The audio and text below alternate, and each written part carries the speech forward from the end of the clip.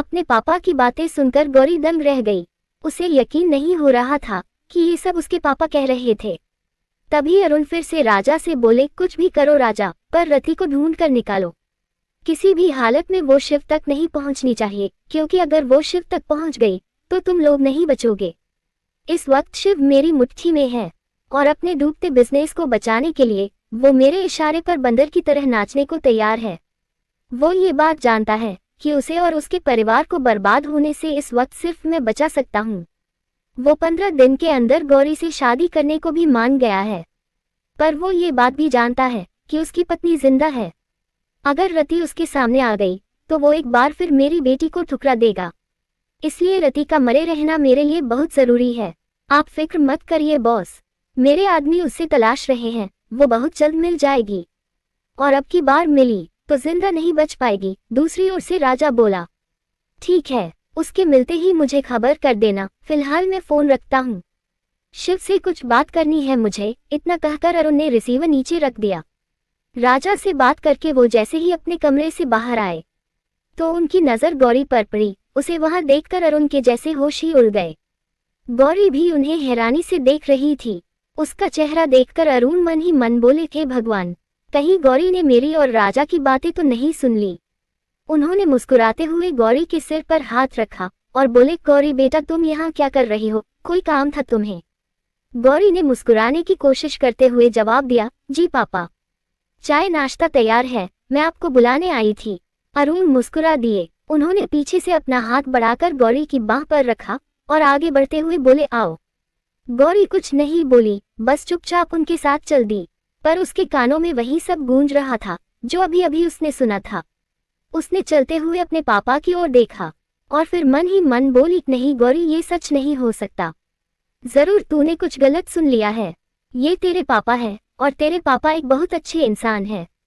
वो ऐसी गिरी हुई हरकत क्यों करेंगे? दोनों स्टडी रूम में पहुंचे तो गौरी ने देखा कि शिव परेशान बैठा कुछ सोच रहा था। अरुण उसे देखते ही बोले, शिव ऐसे क्यों बैठे हो बेटा? चाय ठंडी हो रही है, पियो। शिव ने मुस्कुराने की कोशिश की और बोला, बस आपका ही इंतजार कर रहा था अंकल।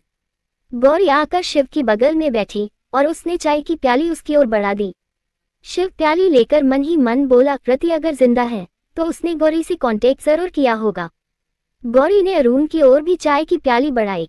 अरुण ने प्याली ली ही थी कि तभी एक नौकर वहां आकर बोला, साहब आपसे शर्मा साहब मिलने आए हैं। ओह हाँ, मैंने ही उन्हें बुलाया था। तुम उन्हें ड्राइंग रूम में बैठाओ, मैं आता हूँ, और चाय उनके लिए भी भिजवाओ। अरुण के इतना कहते ही नौकर ने सिर हिलाया और वहां से चला गया। उसके जाते ही अरुण अपनी चाय की प्याली हाथ में लिए उठे और टेबल से एक फाइल उठाकर बोले, तुम दोनों बैठो, मैं शर्मा जी से मिलकर आता हूँ। दोनों कुछ कहते उसके पहले ही अरुण वहां से चले गए। उसके जाते ही शिव ने अपनी चाय की प्याली टेबल पर रखी और गौरी की दोनों बाहें पकड़कर पूछा, गौरी तुम रति के बारे में कुछ कह रही थी ना? गौरी बिना कोई जवाब दिए उसे एकटक देखने लगी, क्योंकि शिव का सवाल सुनकर उसे अपने डैड की कॉन्ट्रैक्ट वाली बात याद आ गई थी। शिव ने उसके परेशान चेहरे को देखा और बोला, गौरी रति जिंदा है और मैंने खुद उसे उज्जैन में देखा है। वहां से वो ओंकारेश्वर की बस में बैठी थी। अगर वो जिंदा है तो मैं जानता हूँ कि तुम्हें भी ये बात जरूर पता होगी, क्योंकि वो तुम पर भी उतना ही भरोसा करती है जितना मुझ पर करती है। बोलो गौरी, कहाँ है रति? गौरी ने इस बार भी उसके सवाल का जवाब नहीं दिया, क्योंकि उसके कानों में वही सब गूंज रहा था जो उसने अभी थोड़ी देर पहले सुना था। वो एकटक शिव को देख रही थी। क्या हुआ गौरी, तुम्हारी तबीयत तो ठीक है ना? तुम कुछ बोल क्यों नहीं रही हो? कहाँ है रति? शिव ने उसकी आंखों में देखते हुए फिर से पूछा। तभी अचानक स्टडी रूम में रखे फोन की घंटी बज उठी और गौरी चौंक गई। वो तुरंत शिव के पास से उठी और उसने रिसीवर उठाकर अपने कान से लगाया। ठीक उसी वक्त ड्राइंग रूम में बैठे अरुण रिसीवर उठाकर बोले, हेलो बॉस, राजा बोल रहा हूँ। बॉस, क्या रति का कोई पहचान वाला ओंकारेश्वर में रहता है? कोई दोस्त, कोई रिश्तेदार, कोई पहचान वाला? अगर पता चल जाता तो उसे ढूंढना आसान हो जाता। अरुण कुछ पल के लिए सोच में पड़ गए और फिर बोले, जहां तक मुझे पता है कि ओंकारेश्वर में उसका कोई परिचित नहीं रहता, पर मैं एक बार गौरी से पूछता हूँ। अगर रति का कोई दूर का रिश्तेदार या कोई दोस्त वहां होगा तो ये बात उसे जरूर पता होगी। अब मुझे बार बार फोन करना बंद करो और रति को ढूंढ कर खत्म करो। ओंकारेश्वर इतना बड़ा शहर भी नहीं है कि वहां एक लड़की को भी ना ढूंढा जा सके। मैं गौरी से मौका देखकर बात करता हूँ, तब तक तुम उसे ढूंढने की कोशिश करो और अगर मिल जाए तो उसे मिलते ही खत्म कर दो। Okay boss. राजा के इतना कहते ही अरुण ने रिसीवर नीचे रखा और फिर से आकर शर्मा जी के सामने बैठकर उनसे बातें करने लगे। पर गौरी बुद्ध बनी खड़ी रह गई। तभी शिव उसके पास आया और उसने उसके हाथ से रिसीवर लेकर अपने कान से लगाया। हेलो हेलो, पर दूसरी ओर से कोई आवाज नहीं आई। शिव ने रिसीवर नीचे रखा और गौरी की ओर देखा जो कुछ सोच रही थी। शिव ने उसके दोनों कंधों को पकड़ा और उसे अपनी ओर करके बोला, गौरी प्लीज बताओ, रति जिंदा है ना? ये मेरा वहम नहीं है ना? मैंने उज्जैन में उसे ही देखा है ना?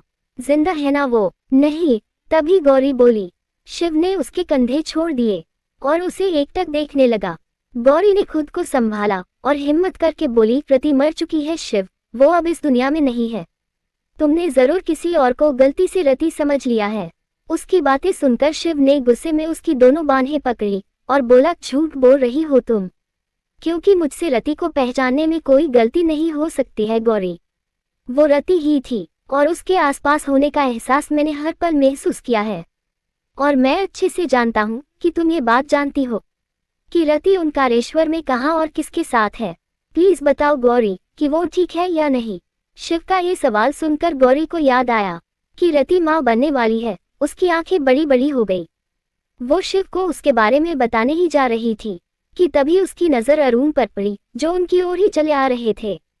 उसने शिव से अपनी बाहें छुड़ाई और बोली, मुझे नहीं पता शिव कि तुमने किसको देखा है, पर जिसे भी देखा है वो रति नहीं हो सकती क्योंकि वो मर चुकी है। और अगर तुम्हें ये लगता है कि वो जिंदा है तो मुझे उसके सबके सामने ना आने की सिर्फ एक वजह बता दो, मैं भी मान लूंगी कि वो जिंदा है। शिव उसे कोई जवाब नहीं दे सका, बस उसे एकटक देखने लगा। अरुण ने भी जब ये सब सुना उनके कदम दरवाजे पर ही रुक गए। गौरी ने खुद को संभाला और शिव की दोनों बाहें पकड़कर बोली, किसी ने भी रति की लाश नहीं देखी शिव, पर यह भी सच है कि वो मर चुकी है। इतनी ऊंचाई से गिरकर भी तुम्हारी जान बच गई क्योंकि महाकाल का हाथ था तुम पर, इसलिए तो उन्होंने चमत्कार किया और तुम्हें काल के मुंह से भी खींच लाए। पर शिव, चमत्कार सिर्फ एक बार होता है, बार बार नहीं। और अगर तुम्हें ये लग रहा है कि रति जिंदा है और किसी वजह से सबके सामने नहीं आ रही है तो मुझे सच में नहीं पता कि वो कहाँ है। उसने मुझसे कभी कोई कांटेक्ट नहीं किया। आखिरी बार मेरी उससे मुलाकात उस रोज हुई थी जब तुम्हें मरा हुआ समझकर तुम्हारे घर वालों ने तुम्हारा तीसरा रखा था। उसके बाद मैं उससे नहीं मिली, पर मैं उसके घर वालों से जरूर मिलूं हूँ। रति उनसे भी कभी नहीं मिली, वो भी अपनी बेटी के मौत के सदमे में ही जी रहे हैं। पर अब तुम्हें देखकर शायद फिर से जी उठे। प्लीज एक बार उनसे जरूर मिलने जाना, शायद तुम्हें देखकर रानी के चेहरे की खोई हुई मुस्कान फिर से लौट आए। ये सब सुनकर शिव की आंखें भर आई। गौरी उसके चेहरे को छूकर बोली, और अगर अभी भी तुम्हें लगता है कि वो जिंदा है तो मैं तुमसे शादी कभी नहीं करूंगी, क्योंकि मैं तुम्हारी जिंदगी में उसकी जगह नहीं लेना चाहती। जो जगह तुम्हारे दिल में मेरे लिए है मैं उसमें ही बहुत खुश हूँ। और यकीन मानो, तुम्हें सही सलामत देखकर मुझे ऐसा लग रहा है जैसे मुझे मेरी खोई हुई खुशियां वापस मिल गई हो। देखा शिव, मेरी बेटी तुम्हें कितना चाहती है, तुम्हारी झूठी उम्मीद पर भी अपनी खुशियां कुर्बान करने को तैयार है। तभी अरुण अंदर आकर बोले। गौरी ने अपने हाथों की मुट्ठी बांध ली। शिव भी कुछ नहीं बोल सका। अरुण उसके पास आकर बोले, शिव, आज तक मेरी बेटी ने तुम्हें सिर्फ दिया है, पर अब और नहीं। जब रति थी तुमने गौरी को नहीं उसे चुना और मैं खामोश रहा क्योंकि गौरी ने अपने कदम पीछे ले लिए, पर अब मैं ऐसा नहीं होने दूंगा। रति मर चुकी है और तुम्हें गौरी से शादी करने की शर्त पर ही मैंने इसके हिस्से के शेयर्स दिए हैं, पर मैं अपनी बेटी को जानता हूँ, वो आज भी तुम्हारी खुशी चाहती है। इसलिए मैं तुमसे एक बार फिर वादा करता हूँ, अगर तुम्हें लगता है कि रति जिंदा है तो उसे ढूंढ लो। 15 दिन है तुम्हारे पास, पर अगर वो 15 दिन में नहीं मिली तो ये सच मान लो कि वो मार चुकी है और गौरी के साथ अपनी जिंदगी की एक नई शुरुआत करो। गौरी को अपने डैड पर बहुत गुस्सा आ रहा था, पर वो चाहकर भी कुछ नहीं बोल पा रही थी। उसने खुद को संभाला और शिव से बोली, शिव, मुझे लगता है कि इस वक्त तुम्हें सिर्फ कपूर ग्रुप ऑफ कंपनीज को बचाने के बारे में सोचना चाहिए। अगर रति जिंदा है तो हम मिलकर उसे तलाशेंगे। और एक बात, हमारी शादी तब तक नहीं होगी जब तक तुम नहीं चाहोगे।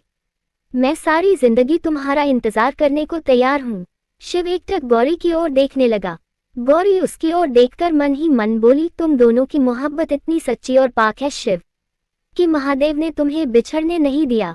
तो मैं कौन होती हूँ तुम्हें रति से दूर रखने वाली? पर अपने पापा के इरादे जानने के बाद इस वक्त मैं तुम्हें नहीं बता सकती कि तुम्हारी पत्नी जिंदा है और वो अकेली नहीं है।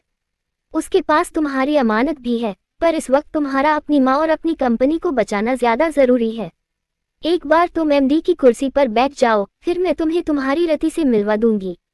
इस वक्त अगर मैंने तुम्हें उसके बारे में बताया तो तुम सब कुछ छोड़कर उसके पास चले जाओगे और मेरे पापा अपनी बेटी के प्यार में इतने अंधे हो जाएंगे कि वो शक्ति के साथ खड़े हो जाएंगे।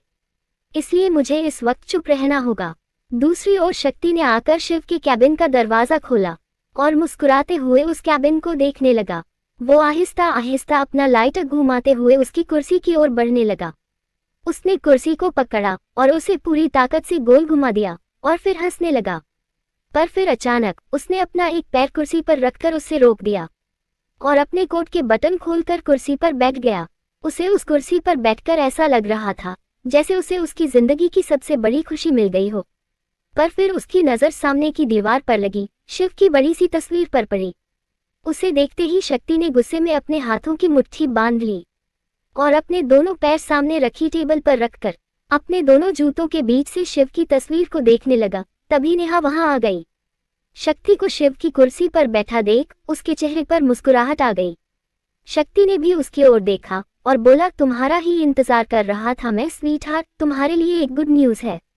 अरुण सर तुम्हें सपोर्ट करने को तैयार हो गए हैं, यही ना? नेहा अंदर आकर बोली। शक्ति के चेहरे पर तीखी सी मुस्कुराहट आ गई।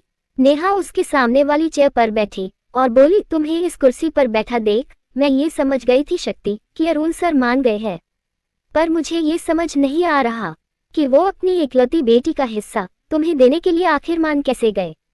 क्योंकि मैं गौरी से शादी कर रहा हूँ, तभी शक्ति ने जवाब दिया।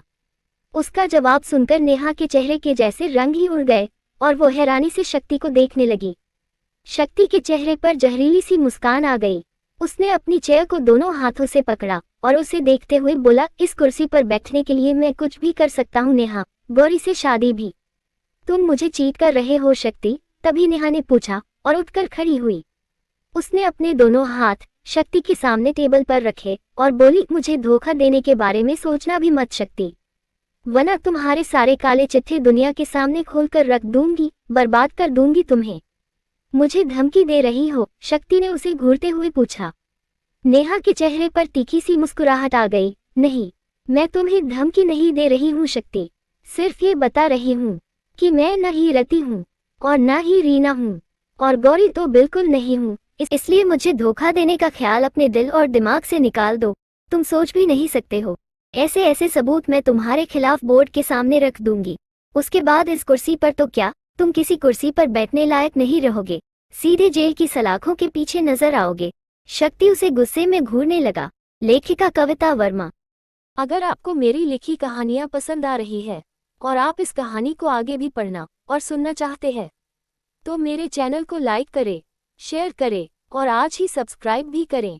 Thank you for watching this video.